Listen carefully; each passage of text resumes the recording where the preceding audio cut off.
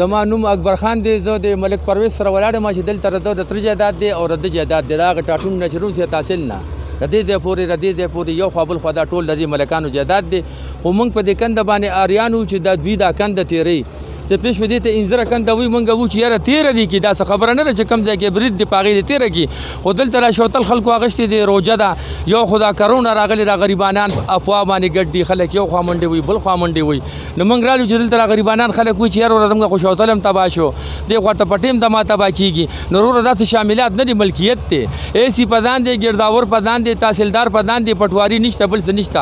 غیر قانون کار کېږي. ما پرویز نوم دی دا زما ځمکه ده دا چې موږ په ولاړ وو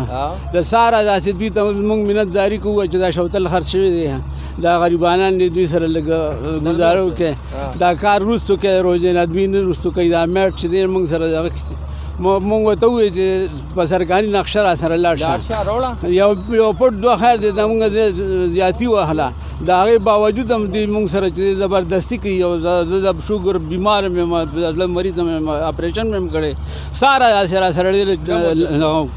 ما مینه وسخان ما کرلی دی او ما خرڅ کړی دی او دا خلک چې کوم دی واپس بیا پیسې غواړي شوتل خراب شو. دا زړه نالی ده وګوره برید هغه سر راځي په پټي کې لاړه نیم غټ شوتل چې کوم دی نیم تیر وو ته پیش روان دي را شوتل سراسري داسې والي کېږي نه یوازې دا نه دا کالي توتې سره پکې کورونه هم راځي سبا له به کورونه هم غورځي د بجلي ستنې هم وباسي دا نه چې یوازې دلته تجاوزات کي ما ته په خپل ملکیت کې کوي ته پیش او دا خو حالات خراب دي پټواري نشته تحصیلدار نشته ګرداور نشته دی کم په کم قانون دی کوي ټیک دی حاجي صاحب داسې او ما ته چونه واچوه نوټس راکړه بیا وکړه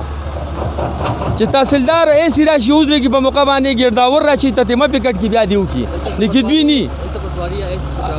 هېڅوک هم نه دي راغلی بس یو میټ ورته وایي راغلی د دې هم دا لګیا دی چې ما دا وکړل او دا وکړل او میټ داسې او میټ هغسې موږ خو په دې خبره نه پوهېږو چې میټ څه شی دی ته پوه شوې که دا په دې باندې کېږي شوتل دا دې تباه شو خلکو اخیستې پیسې بې ورکړي دي نو خو روجه ده وروره دا دې دنګه خوله په خپله وچره سبا له به دې جګړه جوړه شوه دوی خو غریبانان دي دوی خو وروره تېلو پیسې دي اوړي خامخا روجه را پیسې ورته وصولوي نو دا نه چې په پردي پټي کې دې لګیا کېږي او پټي دې شلوي ته پیش وي د دې تحصیلدار شته ګرداور شته ته پیش وي د دې به چې کوم دی اکسیاني ته پیش وي د دې به خپل مشري که نه ته پیش وي نو موږ دغه فریاد کوو دا عرض کوو چې وروره په دې غور وشي. جاوید ګل نوم دی په بازو سیکشن کې میټ یم دا انځر ډرین دی د سرکاري طور منظور شوی دی په دې باندې موږ سروې کړی د سروې باوجود چې دې له کله پیسې راغلي دا بیا موږ ټیکهدار له ورکړی ټیکهدار ایس ډي او موږ راولېږلو زه میټ یم په بازو سیکشن کې او ما ته وایي چې دې ډرین ته ودرېږه چې کوم ځای کې اوبه بهېدلي دا ډرین په هغه طریقه باندې خبر وکړه زه رالم او ما په دې باندې شروع واچوله ما د وچې ولې ډرین ومکو او د هغې باوجود د انځرې کلي ډرین راغلم او ولاړم اوس دا خلک وایي چې دلته موږ سره ډرین شته نه چې ډرین نشته ستا په پټي کې د اوبه د کم ځای نه راغلي او دا تا ولې پرېښي دي په دې کې خو دا ډرین دلته سرکار شته که نه او دا بیا ټاټونو پول ته وتري نکاسۍ له نو نن یې ته به ما څنګه بندې زه خو په ډرین کې یم زه خو ستا په پټي کې نه یم دوی ته تاسو څه نوټس ورکړ او نن پنځمه ورځ دا چې دی هلته راغلی پنځمه ورځ ده چې دی صبر وکړه پنځمه ورځ ده پنځمه ورځ ده چې دی راغلی دا موږ بغیر نوټسه دا کارونه وکړل دا خو د ده لسم شلم پټی چې زه راځم او دلته یې یم دا په نوټس شوي دي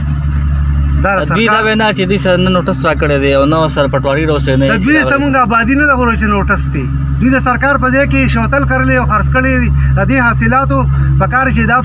د دې حاصلاتو چې موږ تپوس وکړو چې ولې د سرکار په ځای کې دوی چې کوم ځای کار کوي دا سرکار ځای دا سرکار دی